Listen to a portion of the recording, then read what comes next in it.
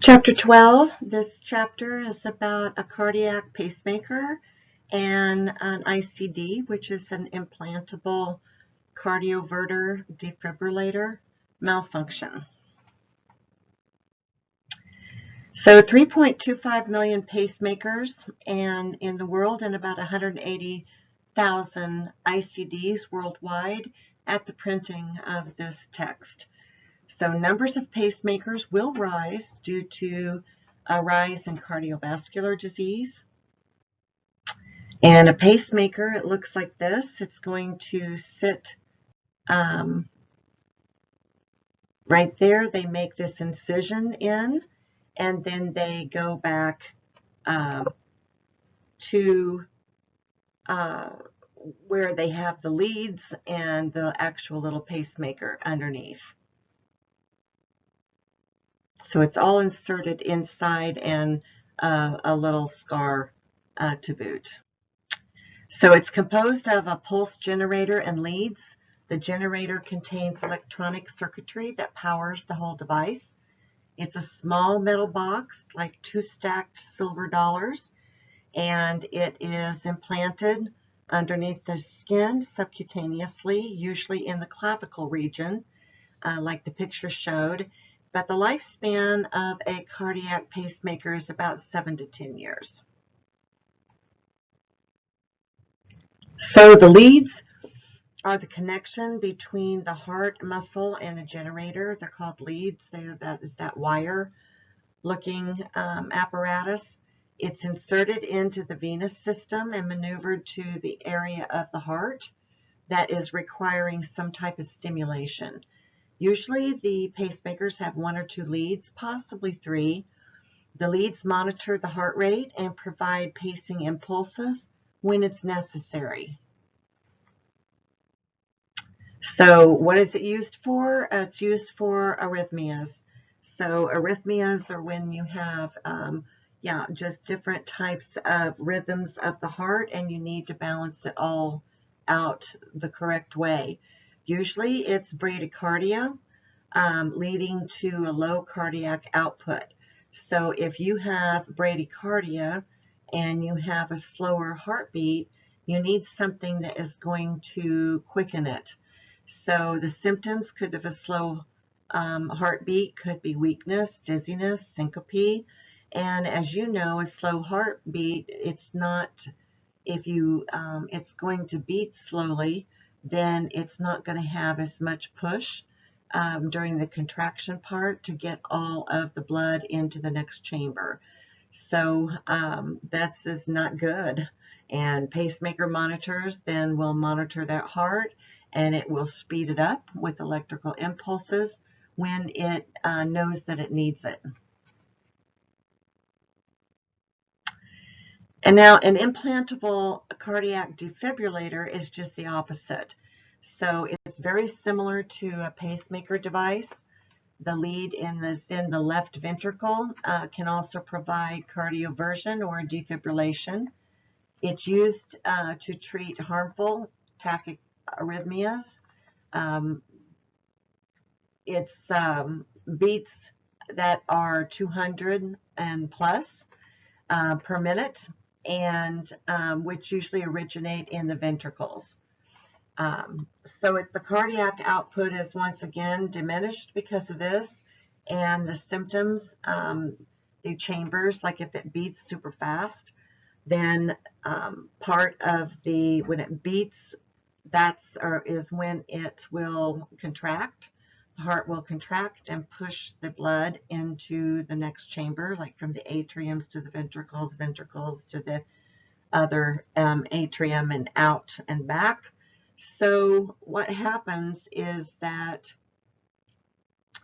in the tachycardias, it beats so quickly that the full amount of blood does not all get into the next chamber until it beats again. So this is going to throw everything off rhythm, and it will also diminish ultimately the cardiac output of blood going to your system. So the symptoms can be very alike with the pacemaker. You can have dizziness, palpitations of the heart, and possibly fainting, possibly syncope. So ventricular tachycardia can lead to ventricular fibrillation, where it just kind of shakes, which can can be fatal. So the ICD monitors the heart for arrhythmias or irregular heartbeats, delivers an electrical shock to return the heart to a normal rhythm. So when you have a malfunction of a pacemaker or an ICD, the most important step in the management of the pacemaker or ICD malfunction is to turn off the interference. So very often, it was always in the past that if a patient had a pacemaker or an ICD, we should not use the Cavitron on them because that can interfere with the electrical currents and kind of throw the pacemaker or ICD off. If that patient gets real close to like an ultrasonic cleaner, like we have in the liquid that we put dirty instruments in to clean, if that is all that ultrasonic business can interfere with a pacemaker or ICD. They've made them a little better and a little more protected in past years, so that usually they have this extra protective coating on them now. Anything that was probably made 10 years ago, put into the body 10 years ago, usually has some kind of an extra coating to where you can now use a Cavitron on that person. But if something starts to go awry and you know your patient has a pacemaker and ICD, you want to turn off the interference, like turn off the Cavitron, turn off the ultrasonic. Maybe maybe they walked by when the ultrasonic was on and they were really close to where the ultrasonic was, and so it would catch. But you always turn off the interference. All patients with a pacemaker ICD should have medical consultation prior to having any kind of dental treatment. There's a small chance that they could get infective endocarditis. So it's rarely is a pre-medication ever recommended. Their doctor would rarely ever say, well, before you get dental treatment, you need to take some type of antibiotic. That usually is not done with a pacemaker or ICD, but I won't say never. Don't know what the particular instance could be, but I guess it's possible. Rarely, the greater risk of malfunction is with electromagnetic interference. In fact, some offices have a magnetic headrest on the back of their chair. So if that may be a possible interference, so if you know your patient has a pacemaker and ICD, you should remove that magnetic headrest on the back of the chair. So far it's been do not use the Cavitron on these patients, but that is now being reconsidered because of this protectiveness that they have on, and they, like I said, they only last 7 to 10 years. So anybody that had a pacemaker from way back, it has to go back every 7 to 10 years and have it replaced. So most of the time, since 2010, they should be making protective barriers over all of their pacemakers. So you can use Cavitrons on current day pacemakers and ICD, like I was saying, from last 10 years. Place radiographic shield across the patient. They are asking that even though these pacemakers have a more protective covering on them than they ever used to have, that you still put the radiology, the big apron, lead apron over that patient just to make sure. Electrical interference is interpreted by the pacemaker or ICD as electrical activity, and so it may inhibit the function or at least throw it off. Pacemakers and ICDs were protected by shielding. They are stainless steel or titanium case. The ends of the pacemaker leads are electrodes.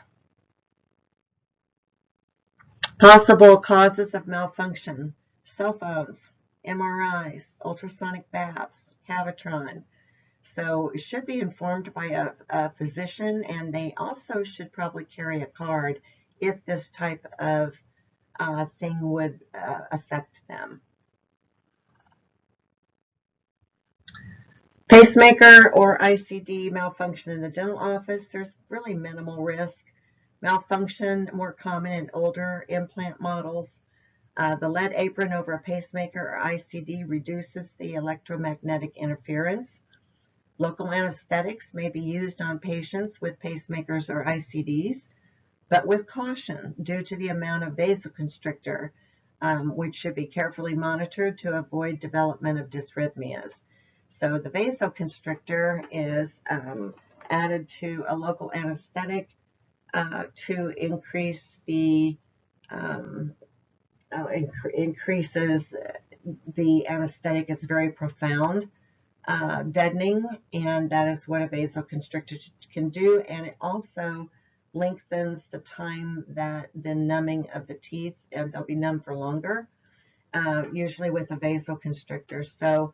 So far, it's just caution due to the amount of vasoconstrictor, which is usually epinephrine, and it needs to be carefully monitored. So malfunction in the dental office with safe procedures. Radiographs are, you don't have to worry about taking films on people that have pacemakers and ICDs. You don't have to worry about using handpieces on them. Slow handpieces, like when you will polish them with a rubber cup handpiece, when we can get back to doing that after this COVID epidemic. But curing lights are okay. They're very select, and battery operated ones have no problem. Sonic and piezoelectric scalers, which we'll talk more about. It's like a Cavitron scaler, which emits kind of an ultrasonic sound, and pulp vitality testers. They're all safe to do with that. Possibly unsafe procedures are older ferromagnetic ultrasonic scalers, which we don't have, and but magnostrictive ultrasonic scalers, we need to be kind of check into that as being possibly unsafe. Ours in the clinic is magnetostrictive ultrasonic scaler machine, and it does very well. Then there's something called TINS. If you haven't gone through it before, TINS sends electrical pulses through the skin to provide a pain relief. So on the left here, that's what a TINS is. It stands for transcutaneous, which means across the skin, electrical nerve stimulation. And sometimes this can be used as a way to control pain. So it's electrical nerve impulse, and it's instead of the nerves feeling all that pain, the pain is being diverted. And so that's what a TINS is. They can place those nodes around the face. Sometimes they can place them intraoral in the mouth, although they slip and slide. They don't stay in place well because of saliva. And so some offices may be able to use this and some don't. The ultrasonic bath is like the one that we have in the clinic. It's a little different model, but it is very much like that. Ultrasonic scalers on the bottom, which is the blue and white, and that it would be your Cavitrons. So that's kind of what you need to be watchful for. This is how they may work TINS. If someone does not want to have injections, they may have this type of a pain control for maybe when they're having a tooth extracted or some type of dental surgery. And I've heard some people tell me that they think that's very effective. I guess really it depends on what procedure you're doing. I don't, maybe if you were extracting a tooth, I don't know. I've just never had this, so I don't really, I wish I could have it though, just so I can get a feel for, just how much how effective that it really would be, maybe for a small cavity, or just even not even having a procedure, but just having it hooked up to see if you feel numb or what it is exactly that you feel. But this would be considered a TENS.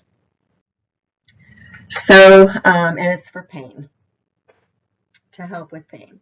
The pacemaker or ICD malfunction, once again, unsafe procedures continued. And this is going to talk a little bit about removing that magnet on the back of the headrest that is in some newer operative chairs. Sonic toothbrushes. Let's talk about that for a minute. This is important.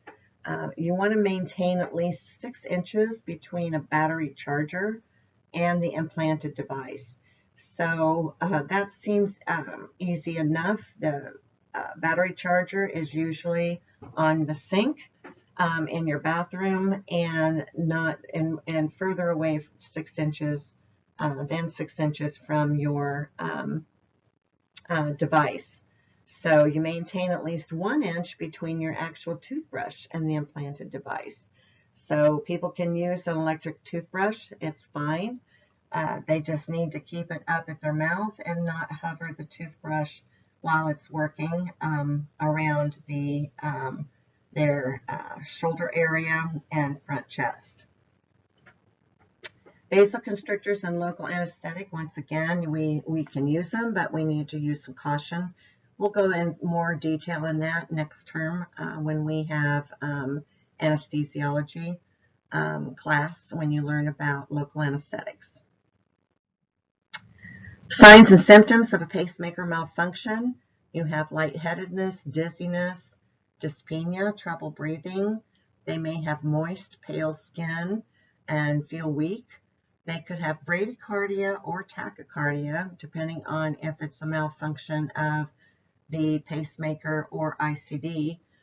They can have some chest pain or swelling in the extremities.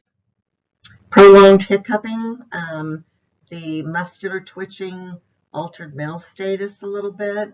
Possibly they could faint. But once the interference is terminated and you turn whatever the interference is, you turn that off, the symptoms usually subside really quickly and the pacemaker resumes its normal operation. So you just need to turn whatever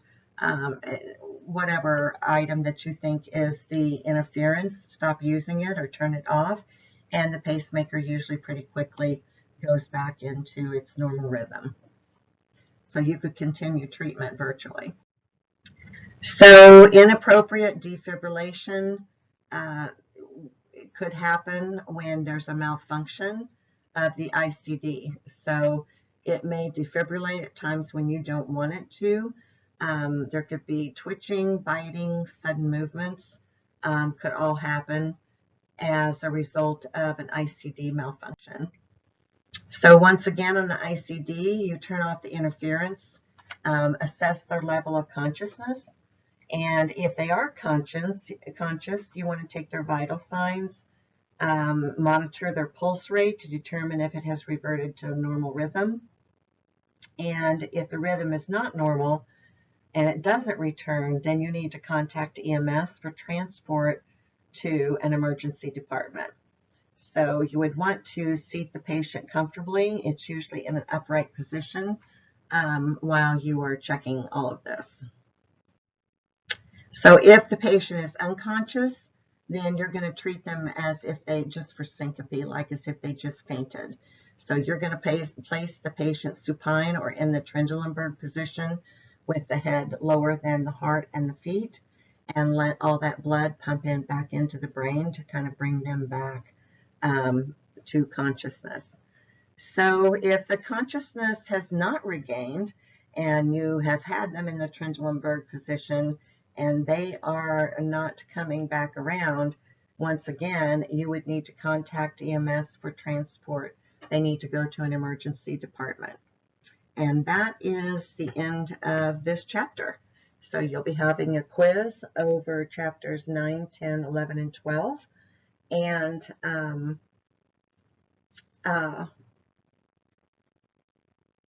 that will, which will end all of this portion.